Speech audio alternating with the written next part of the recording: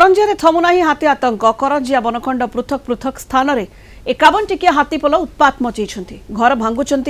धान चाउल खाई जाऊँगी से करंजिया रेंज घूरी बुलूं 26 टी हाथी गतकाली राति 3 जन घर भांगा सहित व्यापक क्षयक्षति कर घरे पशि धान चाउल खाईदेवा सह घर आसबाबपत्र भांगी नष्ट कर हाथीपल 50 रु अधिक गाँ लोके आतंकित रही भୟରେ राति तमाम जगी रोचंती गाँ लोके वन विभाग हाथी गतिविधि उपरे नजर रखिछि हाथी आतंकर स्थायी समाधान पाई प्रशासन तुरंत हस्तक्षेप करने को दाबी होइछि।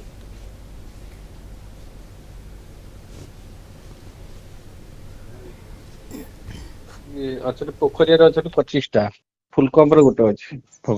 हाथी की तो बर्तमान जो अच्छा आम चारिपटे अच्छा टीम अच्छा से देखिए सेफ पैसेज दे ड्राइव कर लोक मैंने बुझे मैंने अपोज कर बुझाऊँ स्टाफ मैंने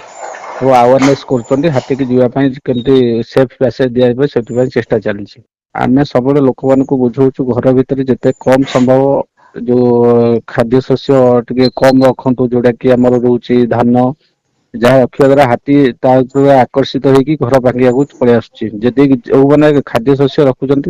तब सुरक्षित जगह रखु आज करंजिया रेंज रे 26टा हाथी अच्छा सब डिविजन 51 अच्छा।